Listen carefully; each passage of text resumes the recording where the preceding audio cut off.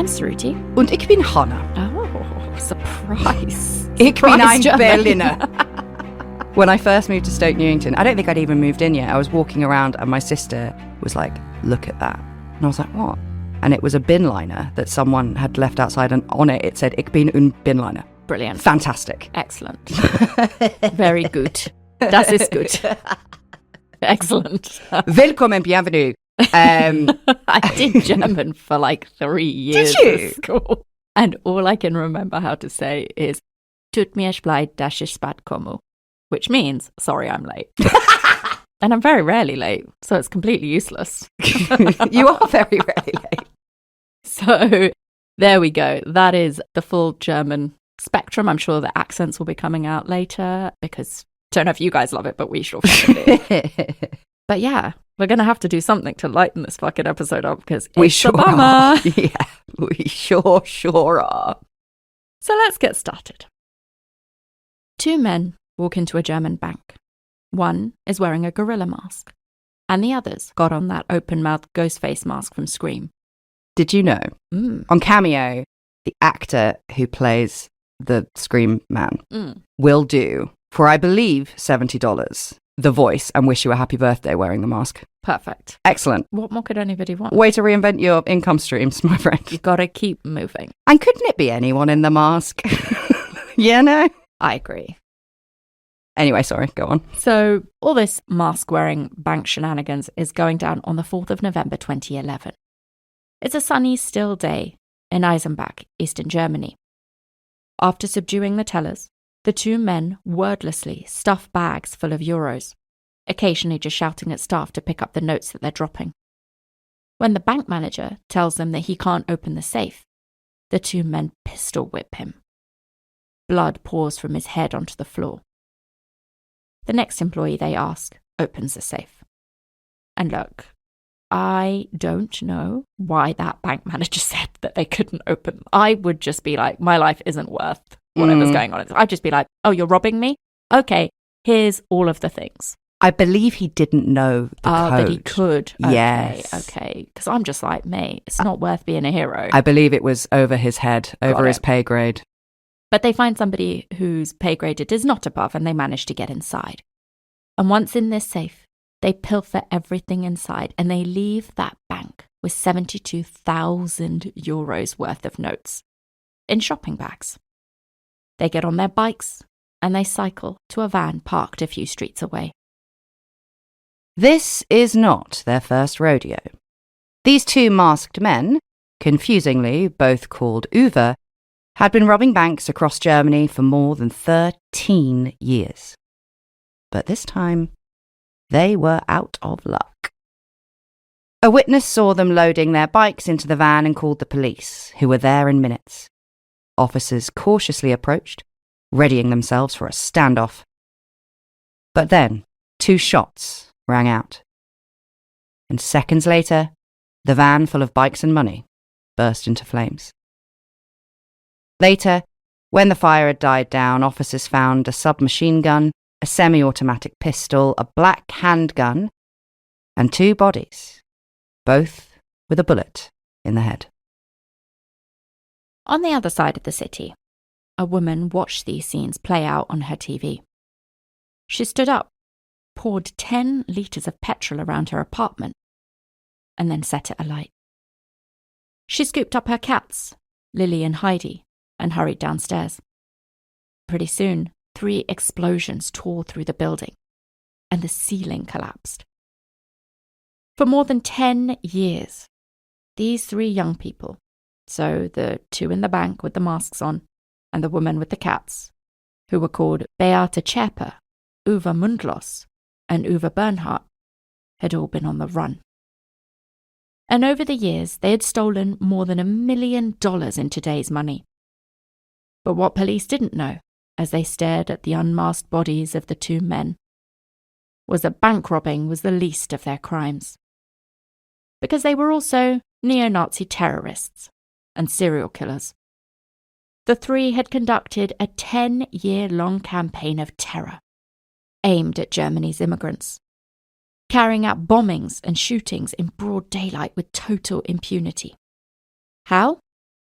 Because it seems that half a century after the Holocaust, German authorities refused to believe that there was any white supremacist threat in the nation. Worse still, they actively funded it. And this is a very special episode, not just because you're going to get to hear our German accents and pronunciations. It's actually because we have a rather special guest. Here he is. My name is Jacob Kushner. I'm an international journalist, and I report on violence against refugees and the far right around the world. Jacob spent 8 years digging into this case and the world of a German white supremacist organisation called the National Socialist Union, or the NSU for short, which is what we'll keep calling it just because I've got enough words in my mouth. Jacob even moved to Germany while the 5-year-long trial played out. And here is how he got there. I was reporting in East Africa on LGBTQ refugees, people fleeing violence in their home countries, at the time that the global migration crisis started. And I started seeing news reports that there was violence against refugees happening in Europe as well. And so I started traveling from Nairobi to Berlin and going around Germany, investigating different attacks. These were arsons, burning down shelters so that people couldn't live there. Sometimes attacks against people themselves on the street. So I was shocked as someone who, in different parts of the world, has covered violence against refugees, to be hearing about these different attacks happening in Germany and in Europe. And that's when I heard of the NSU case. I actually interrupted my reporting and diverted to Munich to begin covering the trial. By the time my first big magazine story came out about the case, it was already out of date. There was so much more that had come out at the trial or come out in the press or was being discovered by investigators and researchers. With time, I kept waiting for someone to write a book about this in English, but after a few years of waiting for someone to write the book, I eventually decided that maybe I should do it. And so that's when I decided to dive back in. Jacob's incredible book, White Terror, tells the story of how 3 rebellious teenagers grew into white supremacist neo-Nazi terrorists, and what all of that says about far-right violence in Europe. Jacob is going to come along with us on the journey of this episode to give us some much-needed context. I have read White Terror, although I do have to admit that my first attempt, I did have to stop because it's when the race riots were happening in the UK. And I was like, you know what? Too close to home. I'm going to listen to something else. But speaking of context, before we dive into this particular story, we're going to kick off with a mini history lesson. And it's not like we haven't been here before. We're here all the time. But let's remind ourselves. In the first few decades of the 20th century, Germans felt very hard done by. So they fought a world war and lost it. And then the world's biggest losers at the time got an absolute shit deal in the aftermath. Then an animated little Austrian came along and got everybody excited about his new solution to all their problems. Eugenics, genocide, and some freaky folk magic. He got everybody so riled up, in fact, that they decided to go to war with the world again. For 6 years, pretty much every German in Germany took part in trying to cover the world in Nazism and white supremacy. And then they lost. Again. In the years after that Second War, the world had to answer the unprecedented question of what to do with them. A whole government, army and population who'd spent 6 years actively and enthusiastically carrying out a genocide. If that does not make it into a GCSE history textbook, I will be very disappointed. Germany lost all of its territories again, and by modern estimates, it's thought to have paid more than $300 billion in reparations. And that has got to hurt. In Nuremberg, international courts convicted 20,000 Nazis for war crimes. Some slippery senior Nazis fled down the rat line, an escape route lined with Nazi sympathisers leading all the way to South America. And others went on to go and work at NASA, but you can go and look at MKUltra if you want to think about that. 1 in 5 Germans, by the time Nuremberg rolled around, had either died, fled, or had been deported after the war. But, and this is important, the remaining 80% were still in Germany. And it's thought that around 1 million people played a part in the Holocaust. and the majority of those fired-up anti-Semitic make humans blonde again Germans was still around. And we've written before about the moral wrangling Germany had to do after the war. You can check out our shorthand on the Kentner experiment for that one.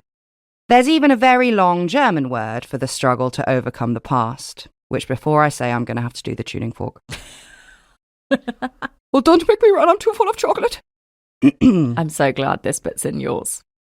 Vergangenheitsbewältigung. Perfect. Thank you. Nailed it. And that word, which I probably pronounced perfectly, and if I didn't, I don't want to hear about it, refers to the official German stance that the country would spend the next few decades having a good hard look at itself. The national shame was expressed in monuments and education programs, and Nazi imagery and rhetoric was made illegal. Yeah, I believe it's one of the only few countries. What am I saying? I believe. I know, but I'm saying only few because I can't remember if it's also illegal in France. I believe Germany may be one of the only few countries in the world where denying the Holocaust is illegal. I think you're right. Yeah. But not everyone was ashamed. The German police, Secret Service, and government were chock full of people who, just a decade or so before, were fighting for Nazi supremacy. And there was no way to force them to change their minds.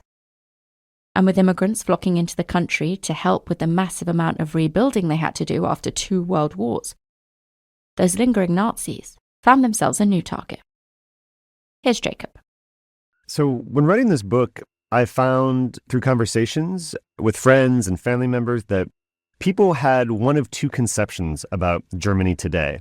Either that Germany was still a sort of nation that it was back during World War II, a nation of Nazis, or that Germany had done so much to overcome its far-right past that it was kind of a model example of how a nation should reckon with the horrors of its past. But what I found was that Germany didn't do much to reckon with the Holocaust right after it occurred.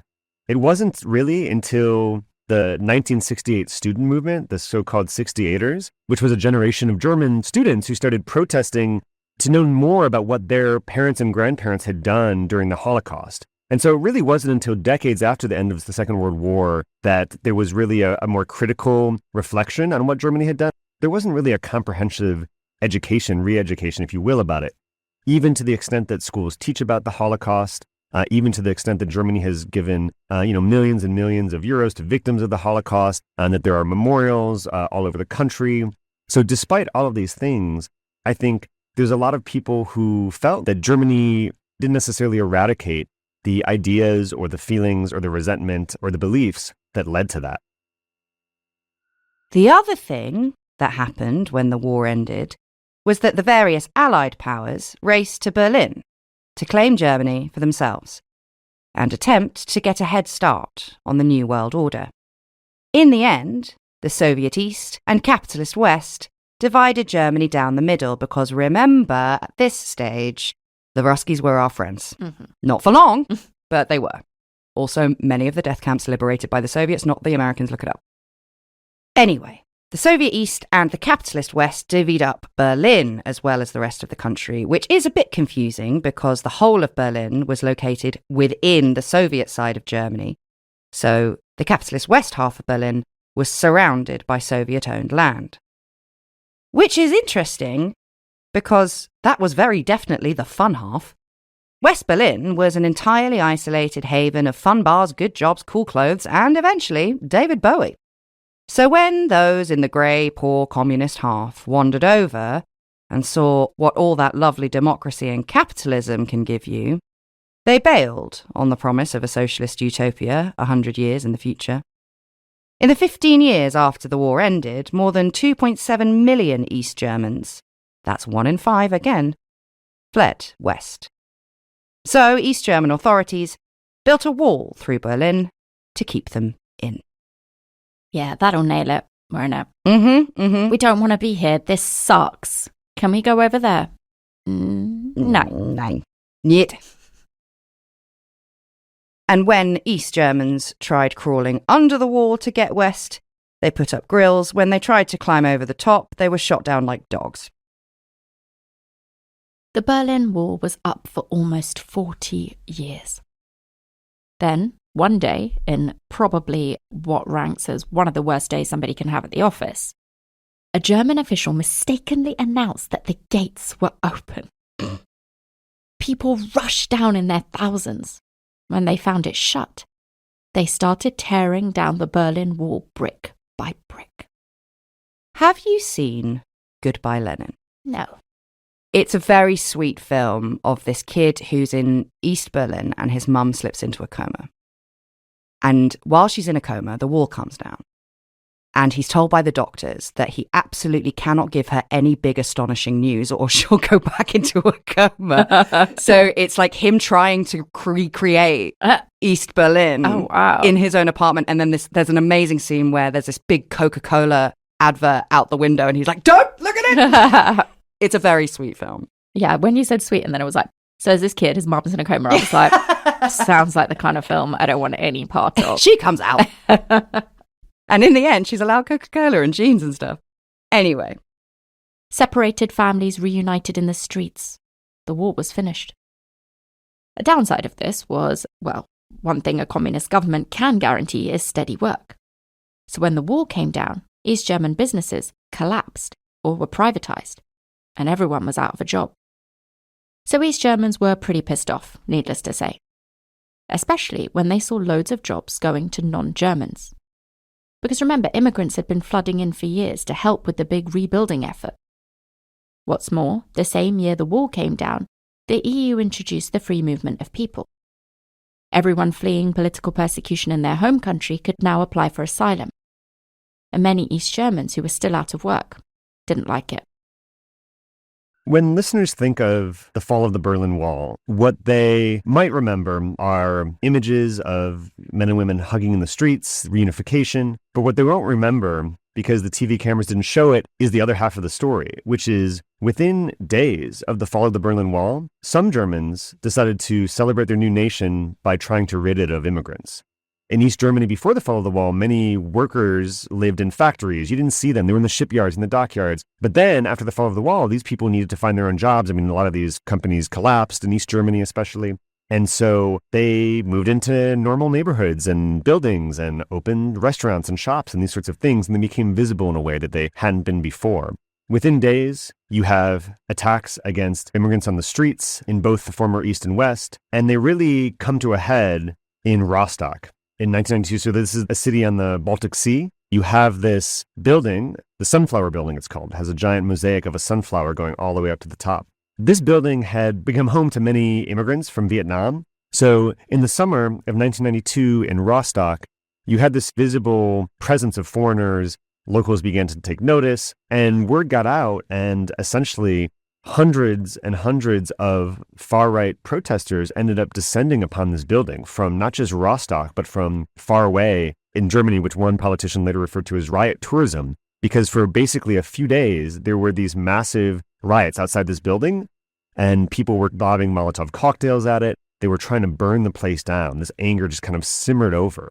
And so these Rostock riots, as they became known, really made an impression in two ways. They made an impression upon Germans who were surprised to see such xenophobia among their countrymen, but they also made an impression because prosecutors didn't charge the rioters for the attacks. They didn't charge anyone till years later with violence against the immigrants themselves. And that really sent a message to Germans of the far right around the country that if you decide to attack immigrants, if you decide to let your thoughts become speech or become violence, that there aren't going to be any repercussions for that.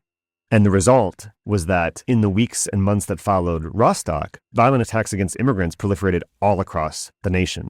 In town after town, time after time, immigrant families were burned alive. This kind of really is the 1990s post-reunification Germany that you don't often hear about when you read the history books. In fact, the German government only responded to Rostock by restricting the rights of asylum seekers. In the 2 years from 1992, immigration plummeted. The far right declared a victory. According to them, their violence had worked.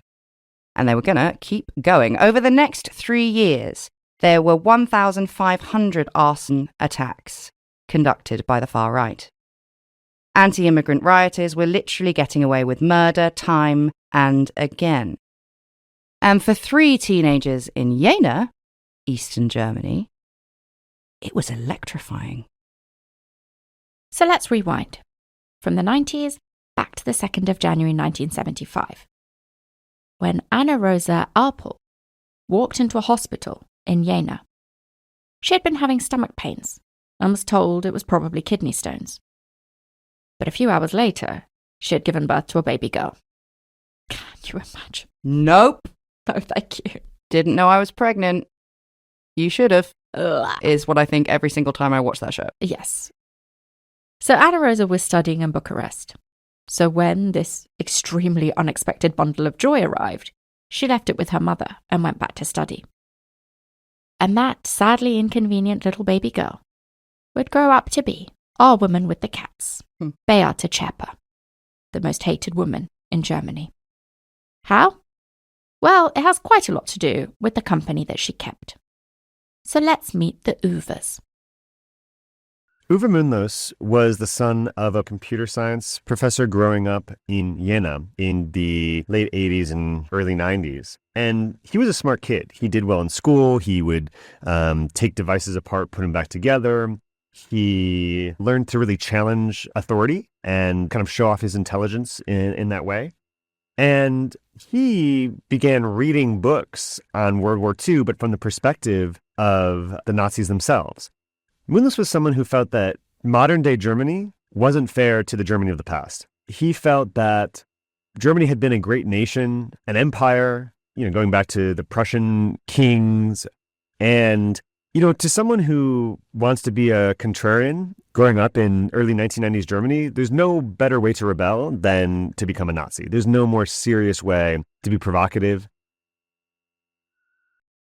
You, we hope, don't know any white supremacists.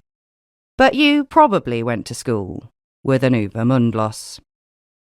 Uber political, idealistic and moralising and prone to going off on impassioned rants at a moment's notice. I certainly did. Some of them still do it. Uwe Mundlos had grown up surrounded by monuments to atrocity and was reminded everywhere he looked about how ashamed he should feel to be German. So he decided to be proud instead. Which I think is, obviously no one's arguing that he's taking a ideological step in the right direction, but it's this rebellion thing, isn't it? Of like, I will be the opposite of what you are telling me to be. And I think it's the risk that some countries play, right, of, yes, be introspective and be reflective of the bad things in the past. But if they get lumped together with any sort of patriotism and you're told, oh, we must be ashamed. I can't speak for Germans, but I think they have typically been very unflaggy, very let's not get very patriotic because that's not gone well for us in the past. And, people are going to look at us in a bad way. I'm not obviously making excuses for the Uvers at all, but you can see, like you said, where that teenage rebellion of fuck you, don't tell me how to feel and don't lump everything together. And I'm going to kick back in the most counterculture way I can think. It's worth repeating before we continue that we are dealing with teenagers here. And being a Nazi in post-war Germany was absolutely the most rebellious thing you could be. So Uwe Mundlos shaved his head, started wearing big black boots and military jackets. He was angry and he was restless, and he was egged on by graffitied swastikas that started popping up in his hometown in his early teens. Soon he started organising rallies and writing essays for far-right pamphlets. Uwe started hanging out at the local Winzer Club. Now, these were basically youth clubs that were opened all around Germany in the early 90s to try and keep kids off the streets. They were actually the pet project of a young Angela Merkel, back before she became Chancellor. Now, the idea was that instead of going out and getting into trouble on those mean streets, young people would gather together, supervised by local social workers, and maybe even learn a skill or two to get them into work. Unfortunately, however, gathering up all the politically disillusioned teenagers in the area slightly backfired. Whoops, that's my impression of Angela Merkel. Because a lot of these kids were unconvinced by the New World Order. And it was at the Windsor Club in Jena that Uwe Mundlos met Beate Zschäpe. After a bunch of flirting over card games and presumably a lot of patient listening and nodding on Beate's part, she and Uwe Mundlos became an item. Beate had moved back into her mother's apartment by this point, the mother who left her, and since her mother was still never really around, Uwe Mundlos soon moved in. Uwe took Beate to visit his middle-class family, who all hoped that this nice girl could talk him out of all of this nasty fascism lark. The couple would go out to nightclubs together, though Uwe was not exactly your ideal getting on the lash pal. He was all panic and very, very little disco. He didn't smoke, he didn't drink, he considered both of those things to be immoral vices that distracted him from his cause. He'd spend most of the night laying into his friends about their lack of ambition or ranting about the plight of the white German. Plus, occasionally, his very obviously Nazi outfits would get him beaten up by leftist punks. There's a really good chapter in White Terror about, the punks versus the neo-Nazis and how it's this whole thing. And, like the skinhead movement here, you're identified by your clothes. Oh, yes. So we have Beate and Uwe Mundlos. And to complete our little trifecta, we need the last piece of the puzzle, Uwe Bernhardt. And if Mundlos was into politics, Bernhardt was the rage. Bernhardt's brother had died at the age of 17, falling from the top of an old castle that he had been exploring with his friends. And his body was actually left outside his family's front door. And the police just ruled it an accident. Now, a younger Uwe Bernhardt was not exactly convinced and never recovered from this tragedy. That's rough. Yeah. Opening your front door and your brother's just fucking dead. Yeah, very much so. So Bernhardt's young life was defined by school suspensions and expulsions, followed by thefts and carjackings aplenty. In July 1992, when Bernhardt was just 14, he was arrested for viciously attacking a boy who he claimed owed him money. The day after his hearing, Bernhardt tracked the boy down once again and kicked him in the head with his big black boots. This boy spent 5 days in hospital with a concussion and a laceration to his head. At 15, Bernhardt was convicted for driving a stolen car without a license and ramming it into a police car, which is fucking bold. For that crime, the trio of crimes, he spent 7 months in juvenile detention. And while inside, he met all sorts of colourful characters. Some of them were Nazis. Once, he helped his new friends torture a fellow prisoner by dousing him with corrosive chemicals and then using a lighter to melt a plastic bag onto this poor man's back. Horrifying. That's horrific. Bernhardt learned how to make a pipe bomb in juvie as well. They taught him how to do it using metal poles from the prison beds. And in 1993, when Bernhardt detonated one of his bed pipe bombs, he was moved to grown-up prison. After his release from there, he drifted for a bit. His ever-optimistic mum got him an apprenticeship at a construction company, but he was never far away from scrapes with the law. His mum is a fucking saint. She buys him a car, she is so supportive, and she is very much like, she does everything she can. But it doesn't really do the trick. When Bernhardt met Beate and the other Uwe Mundlos, his violence was given a purpose. The three of them, so the two Uwes and Beate, became friends for life. According to Mundlos, Bernhardt was right to be angry. East Germany had been left to rot. Immigrants had taken their jobs, and white Germans were losing out. The three of them would pass out cassettes of illicit neo-Nazi music, smirking away at lyrics like Jew off to the oven. Fuck. They thought that immigration posed an existential threat to the white nation, and that immigration was a tool used by Jews to dilute and destroy the white race. What these three individuals and what the scene at the time in Jena at least believed in wasn't Holocaust denial. It was Holocaust praise. They looked around and believed in these conspiracies that Jews in Germany still somehow had lots of power and control. And of course, there's hardly any Jews in Germany anymore at this point.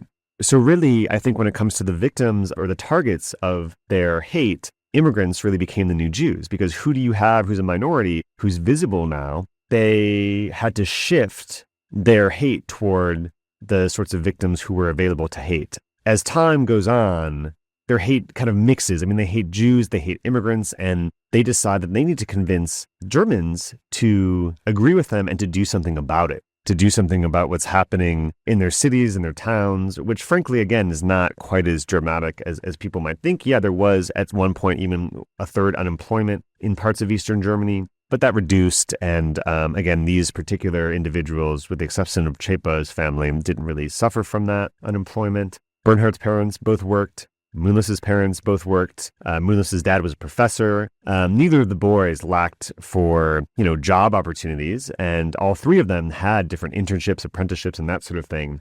And Mühles, of course, even went on to college and had many, opportunities. And so this narrative that, this sort of resentment is the result of circumstances, it's not fully borne out in the case of these three. Again, in their first attempt to rebel, I think what began with that teenage rebellion escalated into a larger sort of informed mission in life, which was to, at first, in small ways, tease and eventually really target immigrants.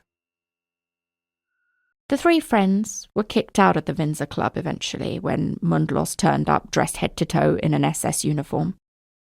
So instead, they spent their evenings driving around Jena with a baseball bat, looking for people to beat the shit out of.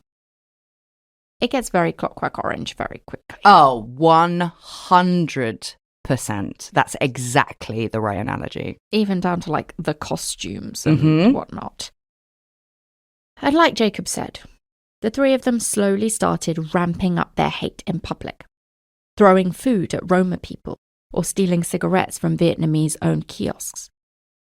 So far, we have three rebellious delinquents going around starting brawls with punks and beating up immigrants. Bad guys for sure, but not yet terrorist bad. But as we said before, Nazi sentiment was bubbling in Jena. So it's time to take a quick sidebar and meet Tino Brandt, a neo-Nazi and white supremacist who would go on to become the world's least reliable spy. You love to see it.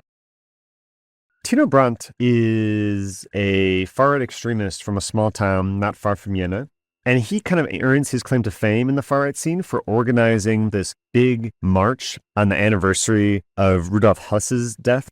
He gets on the radar of the state intelligence agency by organizing this rally in the early 1990s, and the intelligence agency actually approaches him, and thinking he's, very deep within the scene, they ask him to become an informant. And Tino Brandt says yes.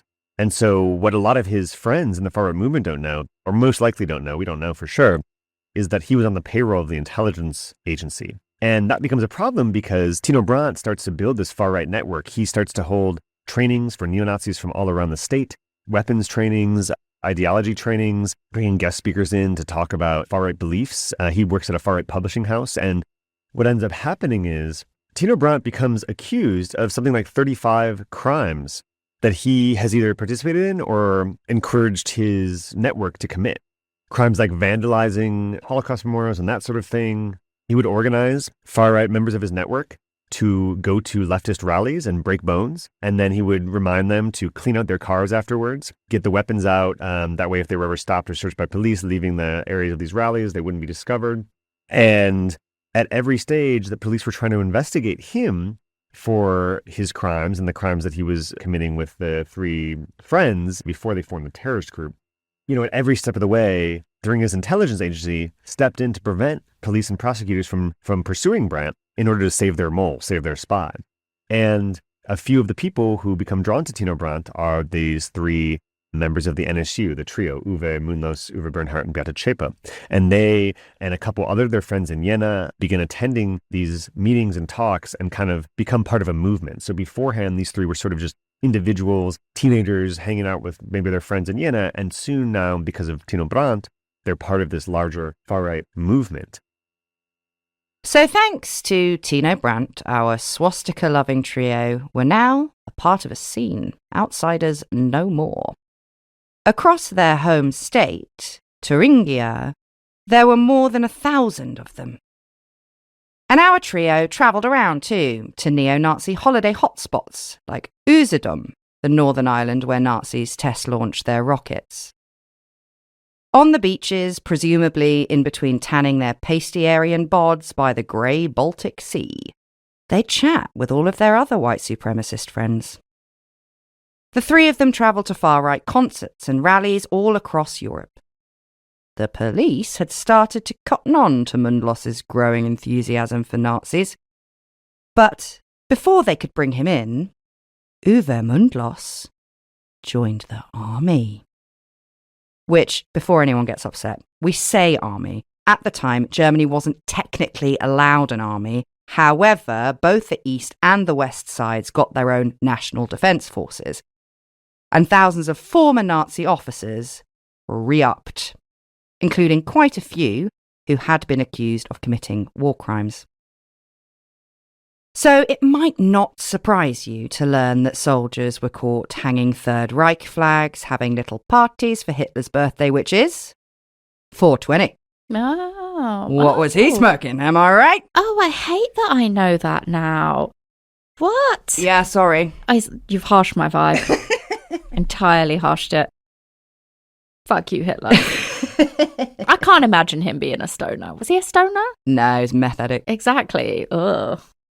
So maybe they were smoking some weed on Hitler's birthday, but we certainly know they were singing Nazi anthems, and Uwe Mundlos was absolutely loving it. He even occasionally turned up to his duty in Nazi-era uniforms. But not only was Uwe's fragrant Naziing during service never punished, he was actually promoted. Twice. He completed his service in 1995 and left the armed forces with a positive record. That and a very decent working knowledge of firearms. By the time he got back, though, his girlfriend had shacked up with his best friend. This is mad. I had a dream about this last night. About these three? Well, was it these three? Just about the situation. I'm still quite jet lagged, and when I'm jet lagged, my dreams are super vivid. And it was just this weird thing like, oh, well, the one Uwe's gone. I'll just hook up with the other one. And that is exactly what happened. It's very telenovela style.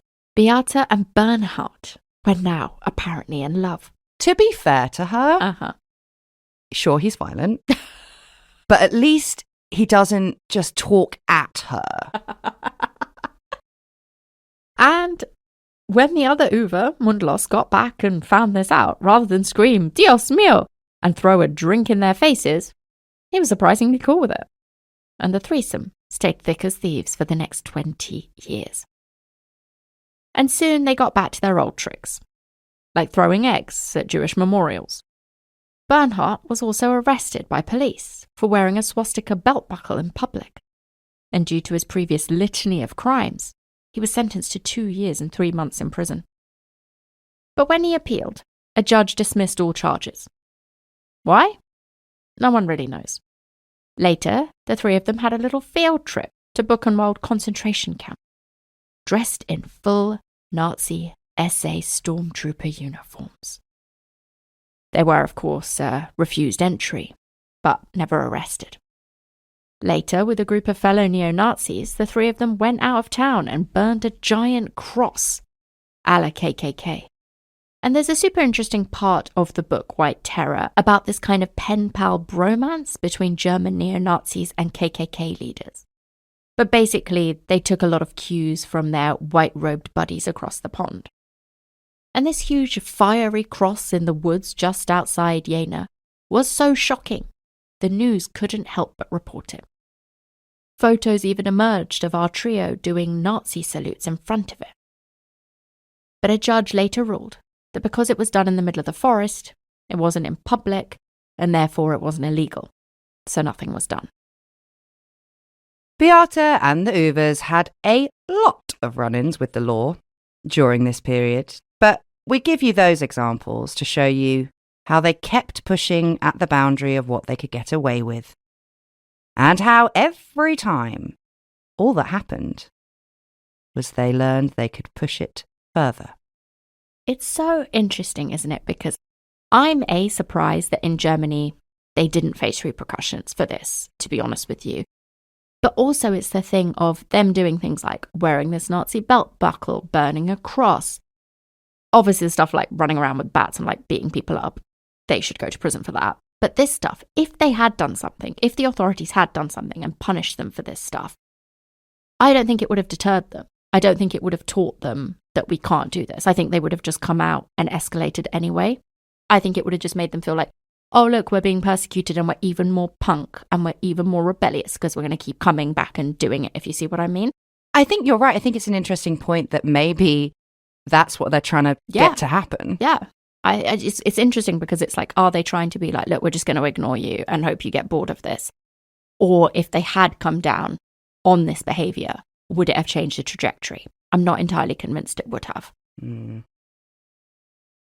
like Jacob said earlier, all of this started with teasing immigrants, and as they kept on going unpunished, it escalated into targeting immigrants instead. In 1995, in front of an office building in Saalfeld, police found a homemade bomb. See, that does feel like a pretty big escalation. Sure does. Yeah. Bernhard, Mundlos, and Zschäpe had rented a small storage unit near a sewage treatment plant. I said plan because I was thinking about whether storage units, we should just not have them. So many bad things happen in there. I was going to say, I'm just about to hire one. I know. Imminently. My only experience with storage, well, two, but the one that's interesting and not boring, when I had a normal job, I had to go to a storage unit and go through the archives of the theatre that I worked in. It was enormous. It was so boring. And the unit next to me was a sex doll business. In a storage locker? Yup. Oh, come on. I just feel like you're trolling. Like, and the guy would just sit there all day. And I was like, are you telling me that man has not killed before? Because No. you're lying. I would be lying if I told you that. But if you are going to run a business, it's quite affordable.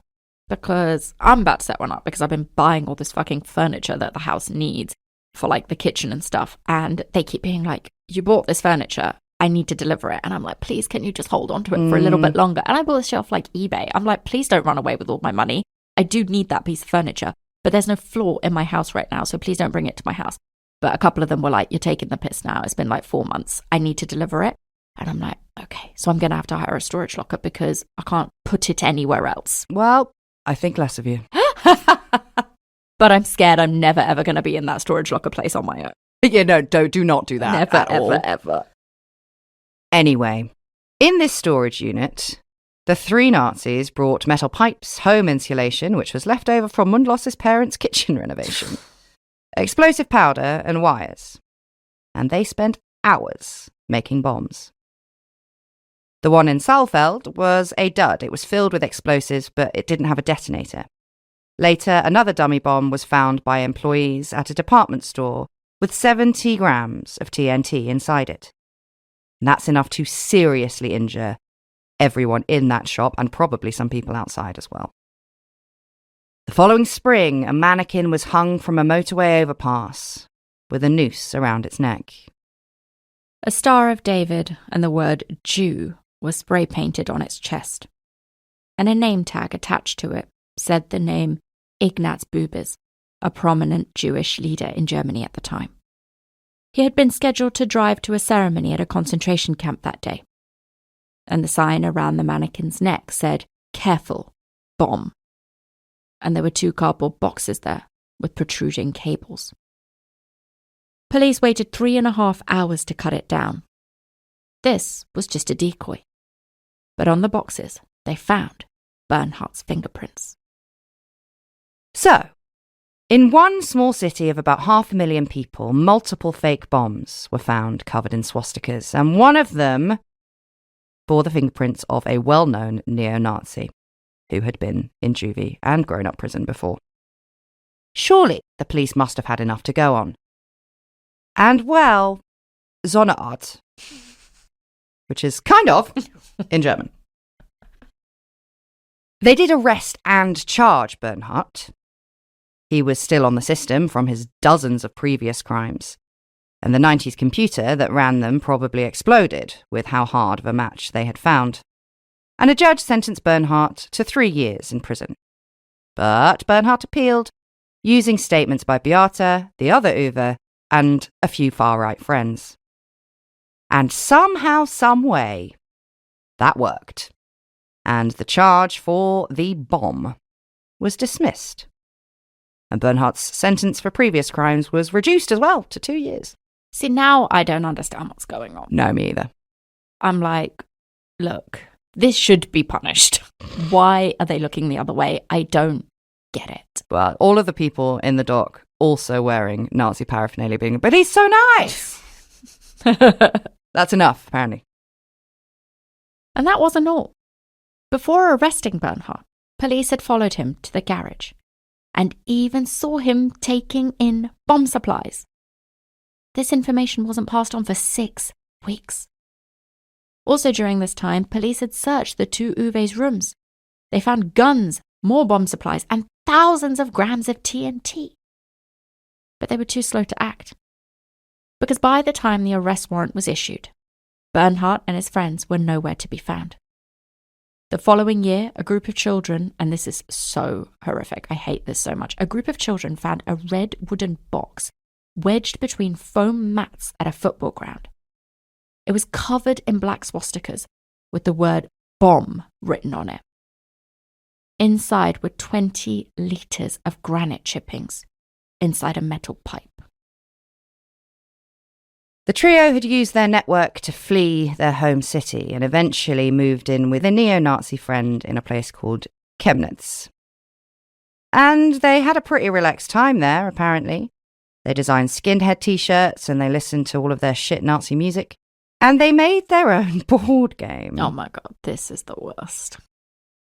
Called Pogromly, a neo-Nazi themed version of Monopoly.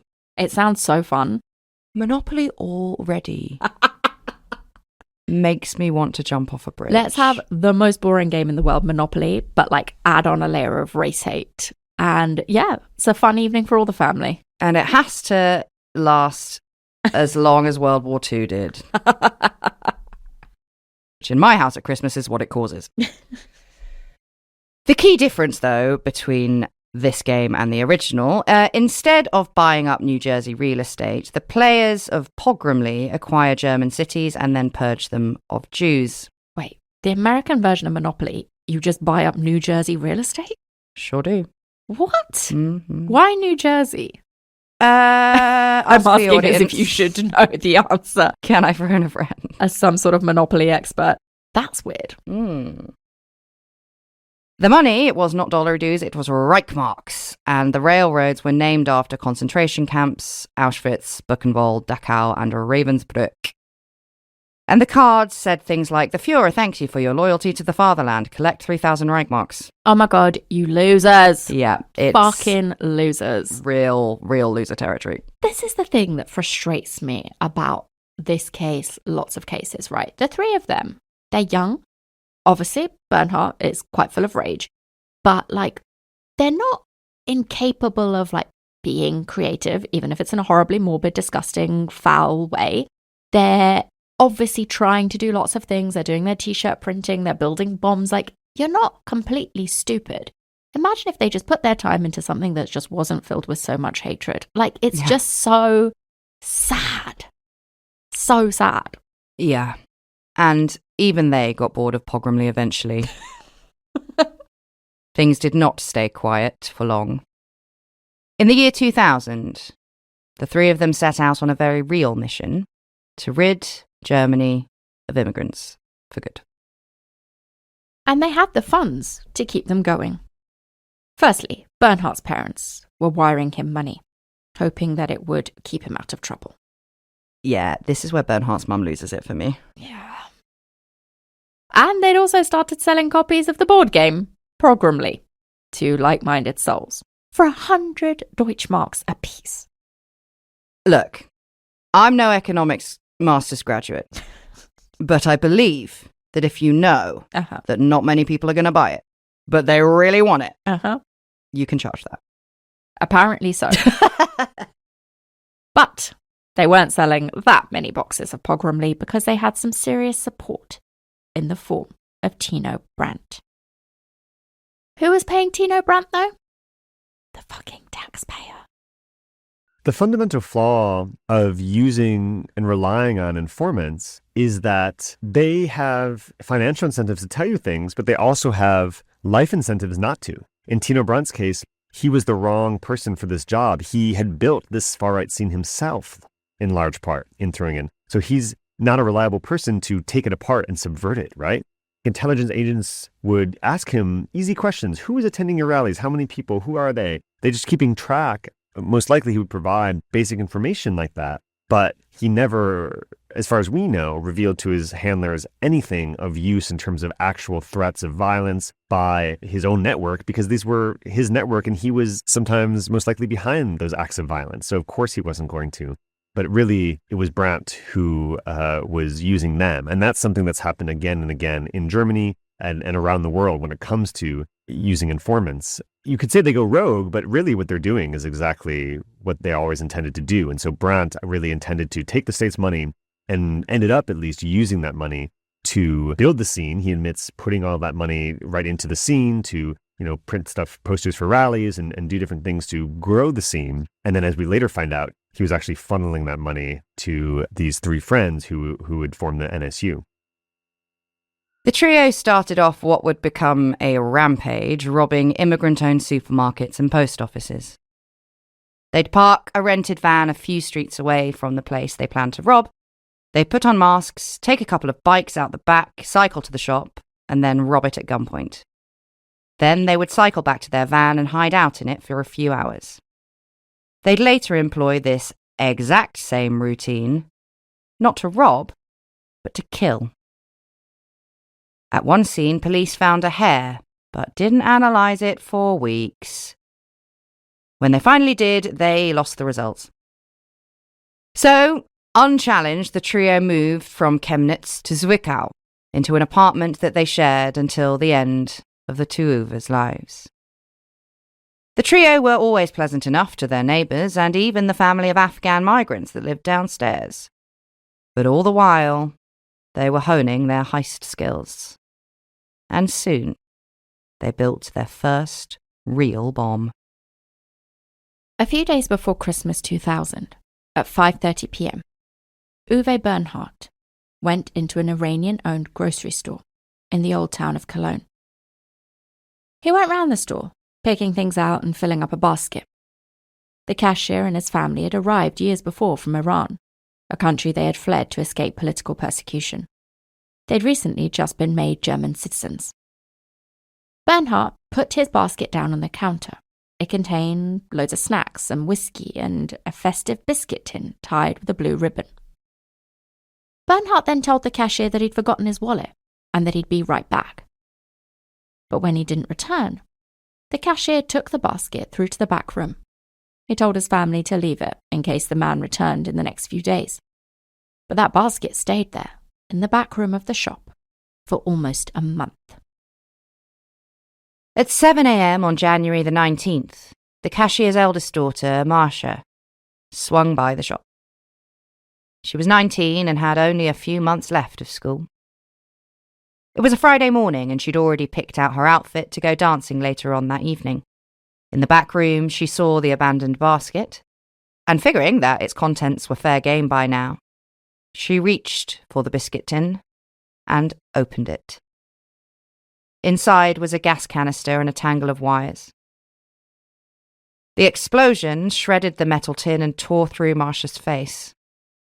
It burned across her head, arms and legs, and fractured a bone in her eye socket. In the aftermath, the police came to the scene and interviewed her father, who gave a description of the mystery shopper, saying he was white, mid-20s, slim, with a blonde mullet. Now, that wasn't Uwe's usual look, so I think we can safely assume it was probably a wig. But authorities chose to file that description under totally ignore, and they cracked on with some other theories. Marsha spent weeks in a coma and endured months of surgery. And she wasn't even out of her coma before the police started to dig into her family's finances, looking for anything suspicious, which, incidentally, they didn't find. Police also interrogated Marsha's family about whether they'd engaged in any dodgy political activities, which could have potentially gotten them in trouble with the Iranian Secret Service. They even tapped the family's phones. And look, we know the Iranian government does not give a single fuck about going after people they don't like who happen to be on foreign soil. So I don't blame the German police for looking into this possibility. I do feel, though, there are other things that should have been explored before you jump right to the Iranian Secret Service. Yeah, I think, the fact that they come there escaping political persecution, look into it. We've seen this before. But, as we will see time and time again, the police never look at any other possibilities. Which is first and which is next. They don't look at any other possibilities. Mm-hmm. And this incident was never connected to all of the dummy bombs that had appeared over the previous few years. And after a year and a half of looking at no other possibilities and getting nowhere with their own theory, investigators concluded that it must have just been a mentally ill lone perpetrator and closed the case. Even though a mentally ill lone perpetrator, it's very unlikely that they're just going to set off a bomb. Mm. If he'd have come in there and stabbed them, sure. But it just feels like the profile, the crime, and nothing really fits. And like we said, they just don't look at any other possibility. No. A few months before that explosion, the Uvers had shot and killed someone called Enver Simsek, a Turkish flower seller who had been just minding his business in his shop in Nuremberg. The police there had decided that Enver's death must have been the work of the Turkish mafia. Nuremberg police interrogated the grieving family for months, trying to discover any link between them and organised crime. Again, the family's phones were tapped, this time for 10 months. And when a Turkish tailor, Abdurrahim Ozdaroglu, was shot in his shop in Nuremberg again, with the same gun a year later, the police played exactly the same game. The two cases, despite their similarities, were considered to be isolated incidents and they were dropped. The same summer, in June 2001, Suleiman Tashribku sent his father away from the fruit and veg shop that they owned to buy olives. His father returned to see Suleiman, lying in a pool of blood. The press beat the police to the scene by quite some time, because no officers had arrived for more than an hour and a half. And when they did, their questions to the family were along the same old lines. Was this an honour killing? Is it to do with your code of honour? Is there a code of silence that's preventing you from talking? And look, again, I'm going to say the police looking into this, retrospectively, we can be what the fuck are they doing? But I think, we have seen in cases what happens when the police pussyfoot around cultural issues when it comes to different groups that they have to police. It doesn't serve those communities well if the police are oh, this looks like an honour killing, I don't want to get involved. They're asking the question. But again, they did not keep an open mind that these killings could have been anything else, and that is just as dangerous. And these questions that the police were asking started rumours in the Turkish community. Even Suleiman's own family started to wonder whether there was some truth to the Turkish mafia having been involved, because the authorities themselves were so convinced. Year after year, as the NSU went about committing these attacks, police agencies and also intelligence agencies failed to find them, largely because their own racial biases and their own biases about immigrants led them astray. Time and again, in different cities and different jurisdictions across Germany, police departments immediately responded to the murders and the bombings by assuming that the perpetrators had to be immigrants themselves. Gamze Kubasek, who I interviewed for the book, describes showing up at her family's kiosk to take a shift working, but to find it surrounded by police and ambulances. And as she approaches, an officer stops her and eventually reveals to her that her father is dead. And within hours of the shock, police start interrogating her and her mother and her brothers about this attack. And, if something terrible happens, in your life and you have to deal with police, normally you would be looking for answers. But instead, the police were assuming that the family members had the answers. Gamze and her 2 younger kids, police officers lied to Gamze and her mother, telling them they had evidence that they didn't, that suggested Gamze's father, Mehmet Kubasek, had been up to nefarious activities. In a couple of these cases of family members I interviewed for this, police pretended that the murdered man had actually had a second family or had been traveling to another city to liaise with a lover. The police had these total trash TV drama project upon these families and make things up, and even showed at one point one of the families a photo of a woman who supposedly the murder victim had been going off to see in another city to show, oh, see, he wasn't being honest to you, so what else might he have been keeping from you, to try to incite that sort of thinking. Police used all these tricks and tactics and lies. So imagine your loved one has just been killed, your father, your husband has just been killed, and then police are just lying to you, to your face about that person and not providing you any answers. And you can imagine sort of the trauma that results. Meanwhile, the Uvers, possibly astonished that nothing was happening to them, had their own plan if it all did go south. When the doorbell rang, the Uvers would hide and Beate would answer the door. If it was the police, the Uvers would shoot themselves on the spot. Beate also was in charge of the money, which was later used as evidence that she had means to leave if she wanted to. While the Uvers went out on their missions, Beate would stay in their flat, keeping an eye on the news. Firstly, so if the Uvers were ever caught, she could destroy any evidence linking them to their network, which, by this point, had a name, the NSU. And secondly, so Beate could take any footage of the crimes for their own records. From the videos she recorded, Beate made montages of the terror that the trio had carried out so far, and she sent them to newspapers. The Uvers' motto was victory or death, and in these videos they repeatedly referred to themselves as both a national organisation and a network of comrades. But even this wasn't enough to convince the intelligence agencies that they were dealing with a whole organised, politically charged movement. But regardless, they soon stopped looking for the trio for good. In Germany, the statute of limitations for any crime apart from murder is 5 years. That's bonkers. That is absolutely cocoa bananas, yeah. Especially for what is clearly... I know they're not labelling it as terrorism at this point, but building bombs and leaving them around the city, I'm shocked. Absolutely. And in addition to that, because our trio were only wanted for their Nazi-dabbling escapades back in Jena, the 3 Nazis suddenly weren't being hunted at all, anywhere. So, emboldened, the NSU tried something even bigger. On the 9th of June 2004, the Uves went to Cologne and drove a rented black van around, looking for an immigrant neighbourhood. And they found it in Keopstrasse, a quiet street in the Mulheim district, lined with Turkish and Kurdish cafes, shops, jewellers, food stalls and apartments.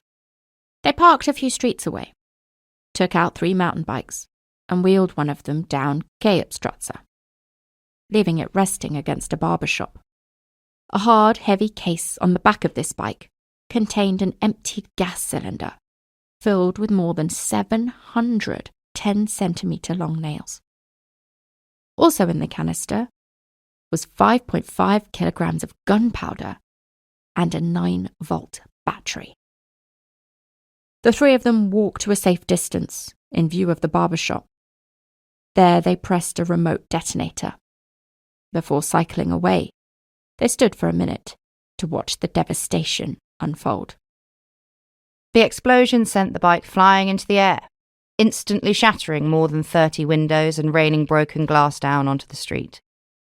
Hundreds of nails burst in every direction across Keopstrasse at almost 500 miles an hour, sinking into buildings and bodies.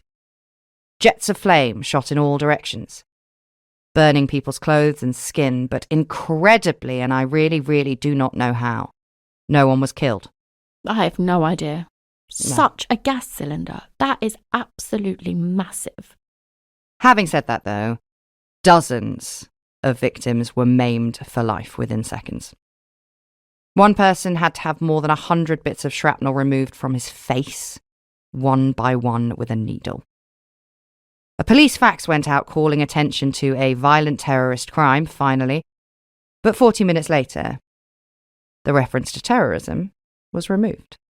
The only thing police had learnt in that time, in that 40 minutes, was that this explosion had happened in an immigrant area. From then on, the investigation centred only around organised crime. A year after the bombing, one of the two Uvers shot 41-year-old Greek locksmith Theodoros Bulgaridis in the head. And yet again, the newspaper, likely informed by the police, ran the headline, "Turkish Mafia Strikes Again." And this same story happened again and again across Germany. A white German would come into a Turkish or Greek-owned business, shoot them with a Cesca 83, and flee on a bicycle. Yet none of these crimes, even though they are all exactly the same, were ever connected. And they were all eventually dropped as unsolved. The reasons why the NSU got away with this for so long seems mostly to do with the police's inability to see what was right in front of them. A year after the Cologne bombing, the Uvers cycled to the kebab stand of 50-year-old Ismail Yassar and shot him twice in the head in broad daylight. It was obvious that the motive wasn't money. All the cash was left in the till. Officers searched everywhere for drugs, bringing sniffer dogs and even testing the kebab meat. They hounded Ismail's family for any trace of ties to drug gangs. Even when this turned up nothing, they started to pressure friends of Ismail's kids to say that he had sold them drugs. When Ismail's son Kerem suggested to police that a white German could have been responsible, the officer said the following, which is absolutely astonishing, and you are not going to believe me, but it is what they said. Given that killing human beings is considered highly taboo within our cultural space, we can safely assume that the perpetrator is located far outside our local system of values and norms. Which, if you need me to spell that out, what the police are saying is that only a foreigner could possibly bring themselves to kill someone. But that's not the whole story. Now, yes, of course, prejudice was rife, but it wasn't just in the police. And there's also a lot of nuance in what may, on the face of it, seem like a simple case of prejudice. In a 2002 survey, only 3% of Germans said that they believed that their relatives who had lived through the Holocaust had been anti-Jewish. Only 1% believed that it was possible they were directly involved in crimes against Jews. And sure, there might have been objectors at the time, people who didn't agree with what the government was doing. No doubt there was. But if 97% of Germans in Nazi Germany had thought that Jews were absolutely A-OK, the Nazi Party probably would have struggled to get the Holocaust off the ground. Yeah, I understand why people want to believe that and why that is a narrative they tell themselves. But we've all seen that picture of like one of Hitler's rallies and there's only one guy with his arms crossed refusing to do the Sieg Heil. I'm sorry, your grandparents are in that photo. Or equivalents. And it's exactly the same kind of desperate optimism that may have stopped the police wanting to believe that white Germans could be responsible for these attacks. Maybe they were blinded by their desire to believe that that kind of idea was a thing of the past. But the threat was very, very real. And it wasn't just our Spreesome threesome taking their fight to the streets. Back in Thuringia, which is where our story started, police were confiscating guns and bombs from far-right individuals all the time. Immigrants were regularly dragged out into the street and beaten. All the investigations into mafia hits came to dead ends and no connections were ever made because they weren't there. And after a decade of absolute shambles, German intelligence finally had the obvious pointed out to them. From the most unlikely source imaginable. The post-9/11 FBI. After 2001, there was only one enemy in the US's eyes, and that was Islamist terrorism. Still, they weren't exactly new to white supremacy. They had, after all, plenty of experience shutting down the KKK.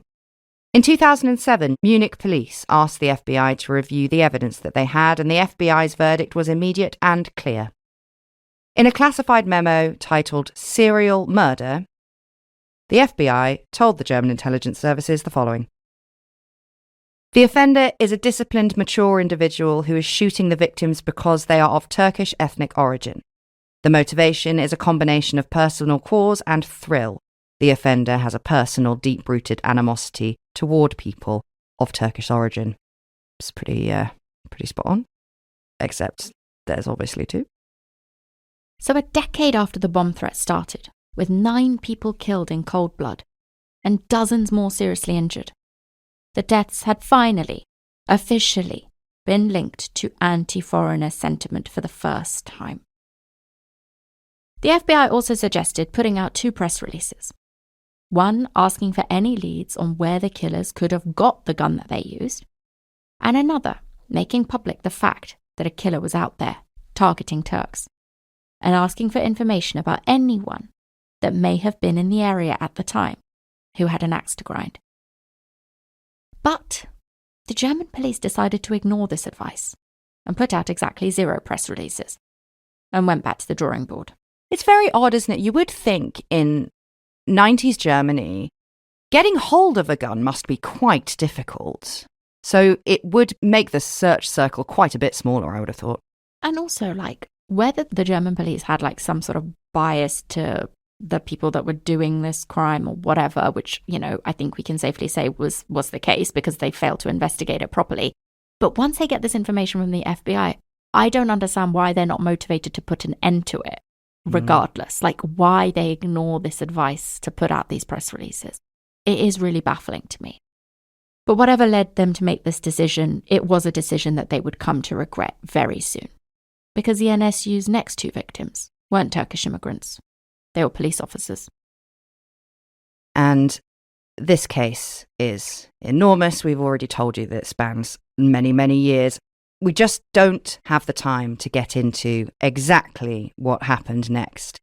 You'll have to read the book if you want all of the details, and I very much encourage you to do so. What happened next was a deadly shootout between the police and the Uvers on the streets of Heilbronn.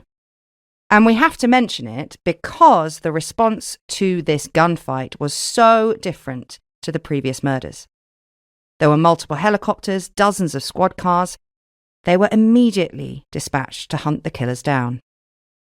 A perimeter was set up 5 kilometres around the scene to prevent the assailants' escape, and the police documented 33,000 suspect vehicles in the area, investigated 1,000 tips, and considered 5,000 leads.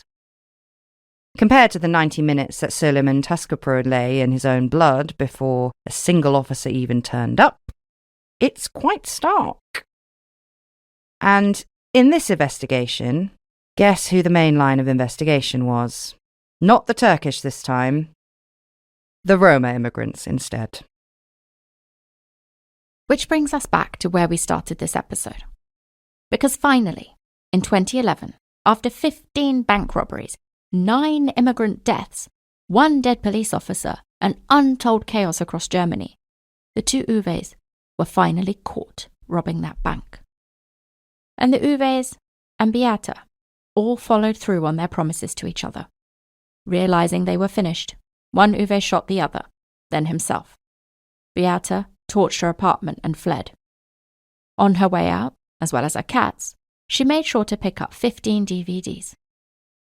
Dozens of identical DVDs were later found in the blackened wreckage of the van in which the 2 Uves lay dead, and more lay in their apartment, alongside hit lists of prominent left-wing politicians and Jews. A few days later, DVDs started arriving at newspapers and Muslim community centres all over Germany. It was a manifesto. It mostly featured clips taken from the cartoon The Pink Panther. But it told a story in which the panther joins the NSU, follows a bunch of foreign caricatures around, and then plans to bomb them. It also featured photos that the NSU had taken of their dead victims, plus a map with 9 white X's to represent their victims. At the end, the Panther is celebrated for ridding his homeland of immigrants. There was now absolutely no way around it. This had been a terrorist campaign. And a few days later, Beate handed herself in. She was charged with 10 counts of murder, 32 counts of attempted murder, membership of a terrorist organisation, complicity in bank robberies, and arson that could have resulted in death for burning her own flat down. And the trial of Beate Zschäpe lasted for 5 years. And naturally, it was the biggest story in Germany for decades. And Jacob Kushner, he was there. To attend the NSU trial is to sit among Nazis. As a member of the press or the public, you could go up to the balcony and observe the trial, and you'd be sitting next to skinheads. I sat next to a far-right extremist who had attempted to bomb a Jewish synagogue in Munich and had been released after serving time for that plot. The papers at the beginning of the trial called Beate Zschäpe the Nazi bride, which from the beginning the media was framing and misframing her as this housewife. And that indeed was her defense, is that she was trapped by the Uwes. But she wasn't the only one on trial. You have several other people on trial. You have Ralph Rohlheben, a close friend of the trios in the far-right scene back in Jena, who's accused of helping furnish a weapon. All of these folks on trial, and then some of their lawyers. One of these defendants is herself from the far-right scene. And then you have audience members looking on from the far right or from the left. You have the family members of the victim. And this large courtroom that is packed. And it's a fascinating scene because everybody wants something that can't necessarily be achieved by this trial. And what I mean by that is there is a army of lawyers, 60 lawyers representing the interests of the family. So these aren't even the prosecutors or the defense attorneys. These are lawyers who are victims advocates lawyers in Germany. So they're there to make sure the family's interests are served at the trial. But whenever these lawyers try to introduce evidence that could implicate Germany's state, police, intelligence agents, that sort of thing, the prosecutors object, saying the state isn't on trial here, and the judge usually agrees. And so the families of these victims, what they really want is justice in terms of at least 5 of these people to be convicted, of course, but what they also want is for the state to be investigated and for Germany's government and all of Germany to have to reckon with how this was allowed to occur, how their loved ones were murdered because of who they were, and how the NSU was able to do that, go on murdering these people for so many years. Really, this whole trial, despite that it lasts 5 years, despite that it's exhaustive in some ways, in other ways, doesn't really give many people in Germany the answers that they really want to know about how the state was complicit in allowing these crimes to go on for so long. In Germany, there aren't any juries. It's just a team of 5 judges. Beate was up against a life sentence, though in Germany you can appeal that after 15 years. During the 5-year trial, legislators were forced to write and rewrite enormous reports on the NSU and their terrorist sprees across Germany, because they kept on omitting the very salient fact that the institution's own biases were to blame. The vast majority of the trial centred around Beate and the question of her complicity in the attacks. If prosecutors wanted Beate to be sentenced to the maximum, which in Germany is essentially 15 plus years, they had to prove that she wasn't just around, she wasn't just aware, but that she was complicit in the murder. She was a murderer herself, and that she was a member of a terrorist group.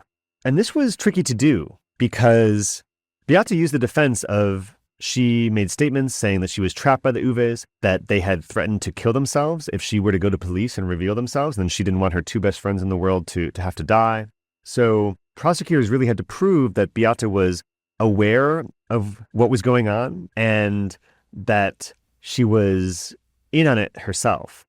And part of the way they were able to do that was because for many of these cases, the 2 Uwes would go out and commit the murders or the bombings themselves, but Beate would stay back and record the DVD footage. And so that shows that she had foreknowledge of these attacks and that she was complicit in it. Her role was simply to do the recordings so that they could eventually release a manifesto. And, of course, she was living with the Uwes on the run this entire time. Nobody knows exactly, who built the bombs, that sort of thing, but the NSU had guns all over their apartment. She gave this defense saying, at every step of the way, it was only after the Uwes committed some sort of crime or attack that she learned about it. They would tell her later, and then she would be sad. Suffice it to say that that wasn't a very believable line at court. It was just too perfect to believe that at every single one of these crimes and attacks and bank robberies as well, by the way, that, she didn't find out about it till afterwards, and then she couldn't go to the police because she was trapped. In 2018, Beate Zschäpe was found guilty of 10 murders and for being a part of a terrorist group. What are your thoughts? Because it's less clear, I guess, like how much she is hands-on involved, but I think fine. Oh, yeah. Yeah, like I don't really have any issue with her being found guilty of that. No, I don't either. And I don't doubt a coercive control argument was made by her defense, but like they don't have another choice. Nah. No. Like, as I said, she had the money to leave if she wanted to, and she's making the tapes and sending them into the press. I don't have any problem with her conviction at all. No. 4 others were also given jail time for helping the NSU.